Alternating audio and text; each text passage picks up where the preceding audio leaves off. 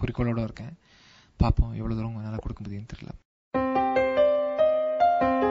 நம்பிக்கை, முயற்சி, இது ரெண்டும் தான். ஸோ கிளாசிக்கல் தெரியாமலும் வந்து நல்லா கிளாசிக்கல் பாட்டை பாடலாம்.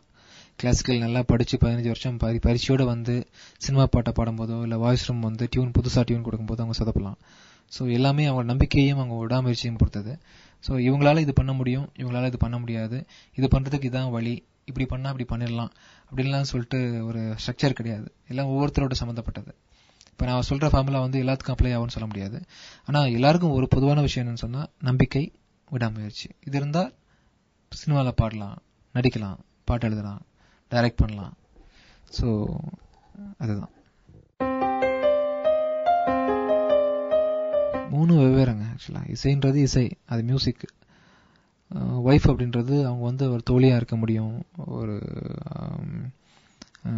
மனைவியா இருக்க முடியும், ஒரு காதலியா இருக்க முடியும், ஒரு ஃப்ரெண்டா இருக்க முடியும், கம்பெனியன் அப்படின்ற மாதிரி. அம்மா அப்படின்றது அவங்களோட அன்பு வந்து வேற. இந்த 3ஐயும் கம்பேர் பண்ண முடியாது.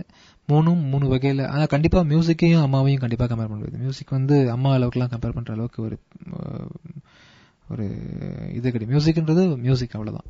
அம்மா, அன்பு, மனைவி, இந்த விஷயங்கள்லாம் அதெல்லாம் விட பல மடங்கு மேற்பட்டது அப்படின்றது என்னோட தனிப்பட்ட கருத்து.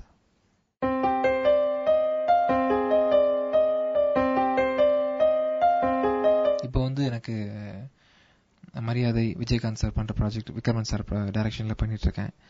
அப்புறம் விஜய் சார் ஆக்ட் பண்ற வேட்டைக்காரன் பண்ணிட்டு இருக்கேன். என்னோட நண்பர் பாலமுருகன் டைரக்ஷன்ல கனகவேல் காக்க பண்ணிட்டு இருக்கேன். அதே மாதிரி என்னோட நண்பர் இன்னொருத்தர் குமாரவேல் டைரக்ஷன்ல ஜெமினி பிலிம்ஸ்க்காக நினைத்தா இன்கும்ன்ற படம் பண்ணிட்டு இருக்கேன். அப்புறம் 477 இப்பதான் ரிலீஸ் ஆச்சு. அப்புறம் வசந்தபாலன் சாரோட டைரக்ஷன்ல வந்து அங்காடி தெரு பண்ணிட்டு இருக்கேன்.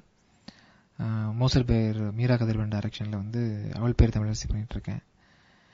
தெலுங்குல வந்து கிருஷ்ணவம்சி சார் டைரக்ஷன்ல வந்து மகாத்மான்ற படம் பண்ணிட்டு இருக்கேன்.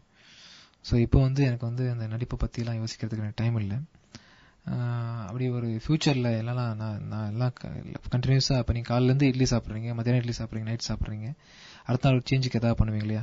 அது மாதிரி என்னைக்காவது நான் வந்து என்னோட மைண்டை கொஞ்சம் ரிலாக்ஸ் பண்ணணும், வேற ஏதாவது ப்ரொஃபஷன் பண்ணி பார்க்கலாம் அப்படின்னு யோசிச்சேன்னு சொன்னா மேபி இன் ஃபியூச்சர் பண்ணலாம். இது வந்து தடம் பொருள்ற மாதிரிலாம் அர்த்தம் கிடையாது. சினிமாலே தான் எல்லாமே இருக்கு. ஸோ என்ன ஒரு 60 நாள் சப்போஸ் ஆக்ட் பண்றதா இருந்தா ஒரு 60 days ஷூட்டிங். அந்த 60 daysல கூட பாத்தீங்கன்னா நைட் எனக்கு டைம் இருக்கு, காலைல டைம் இருக்கும். எனக்கு மியூசிக் அப்படின்றது தனியான மைண்ட்ல இருக்கக்கூடிய ஒரு விஷயம். அது எங்க இருந்தாலும் எப்படி வேணாலும் நான் பண்ண முடியும்ன்ற நம்பிக்கை இருக்கு. ஆனா இப்போ எனக்கு இருக்க டைம் ஷெட்யூல்ல அதை பத்தி நினைச்சு கூட பார்க்க டைம் இல்லை. மேபி இன் ஃபியூச்சர் பண்ணாலும் பண்ணலாம். பாசிட்டிவான தாட்ஸ் உள்ளக்கூடிய யோசனைகள் உள்ள ஒரு மனிதனுக்கு வந்து தடையா எதுவுமே தெரியாது. சின்ன சின்ன பெயின் இருக்கும். பட் திறமையான ஆளா இருந்தா அதுல கூட ஒரு சின்ன பாசிபிலிட்டி கண்டுபிடிச்சு அவரால் நல்லா ஸ்மார்ட்டா தடையை தாண்டி படியா மாத்தி வர முடியும். ஸோ எதெல்லாம் தடையா இருக்கு, எதெல்லாம் படியா இருக்கு அப்படின்றது வந்து ஒவ்வொரு தனிப்பட்ட வாழ்க்கையை பொறுத்த விஷயம். ஸோ என்னோட வாழ்க்கையை பொறுத்த வரைக்கும் எனக்கு என்ன தடையா இருந்துச்சு, எனக்கு எதுவும் இப்ப யோசிச்சு பார்க்கும்போது எதுவும் தடையா இல்லை. ஒவ்வொரு சிச்சுவேஷனும் எனக்கு வந்து நிறைய பாடம் கத்து கொடுத்துச்சு அப்படின்றத என்னோட ஒப்பீனியன். தடை அப்படின்றது உலகத்துல எப்பவுமே பெர்மனன்ட் கிடையாது. அதெல்லாம் மீறி வர முடியும். எல்லாமே படிதான். இல்ல எல்லாமே நம்பிக்கை தாங்க ஆக்சுவலா. அப்போ முடியும் அப்படின்னு நினைச்சா முடியும். மியூசிக்கே தெரியாம நல்ல கேள்வி ஞானம் மட்டும் வச்சுட்டு அப்புறம் வந்து முடியும் அப்படின்ற நம்பிக்கையோட அவரை நல்லா அறிவுகளை வளர்த்துக்கிட்டு அவரால் கம்போஸ் பண்ண முடியும். நல்லா பெரிய கர்நாடிக் மியூசிஷியனா பல பேருக்கும் பல லெஜெண்ட்ஸ்க்கும் மியூசிக் சொல்லி கொடுத்துட்டு 25 வருஷம் கர்நாடிக் துறையிலேயே இருந்துட்டு அவரால் ஒரு சாங் கூட கம்போஸ் பண்ண முடியாம கூட போகும். ஸோ எல்லாமே நான் முன்னாடி சொன்ன மாதிரி தன்னம்பிக்கையை பொறுத்தது மட்டும்தான்.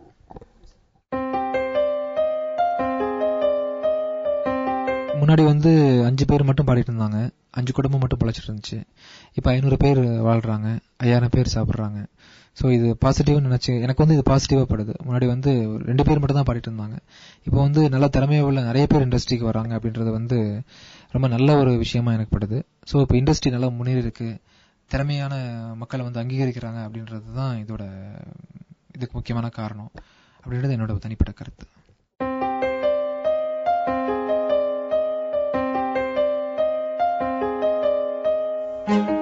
முறைப்படி இந்த ஃபாரின் இன்டர்நேஷனல் ட்ராக்கை இந்த படத்தோட டைரக்டர் வந்து இதை பேசி வாங்கி கேசட்லயும் அவங்க பேர் போட்டு தான் இந்த கேசட் ரிலீஸ் ஆயிருக்கு.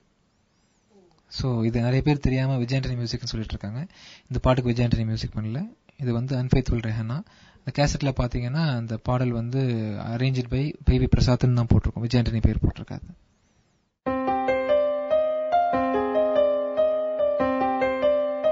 இல்ல கொலை செய்யக்கூடாது, தப்பு போய் சொல்ல பேசக்கூடாது, மற்றபடி யாரையும் பாதிக்கிற மாதிரி எதுவும் பண்ணக்கூடாது தவிர்த்து மற்றபடி வாழ்க்கைக்கு தேவையான அந்தந்த விஷயங்கள்ல எதை வேணா பண்ணலாம் அப்படின்றது என்னோட பர்சனல் கருத்து.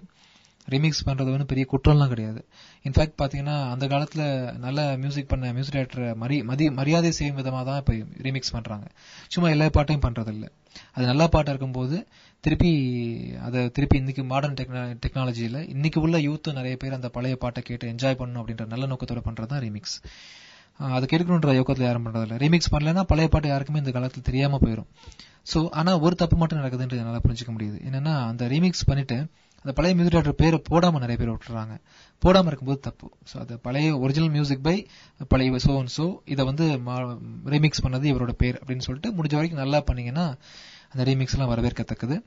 ஆனா நான் என்னோட பர்சனலா இன் ஃபியூச்சர்ல ரீமிக்ஸ் பாட்டை அவாய்ட் பண்ண போறேன். ஏன்னா இப்ப நம்ம சொல்ற கருத்தே நிறைய இருக்கு, நமக்கே நிறைய டியூன்ஸ் வந்துட்டு இருக்கு, எதுக்கு ரீமிக்ஸ் பண்ணிட்டு அப்படின்னு சொல்லிட்டு பர்சனலா.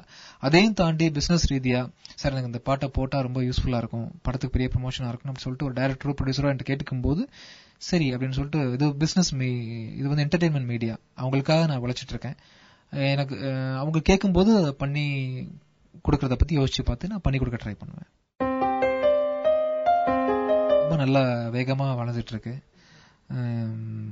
சாங்ஸ் எல்லாம் கண்டிப்பா இந்த வருஷத்தோட பெரிய ஹிட் சாங் அமையுன்ற மாதிரி நான் கஷ்டப்பட்டு உழைச்சிட்டு இருக்கேன்.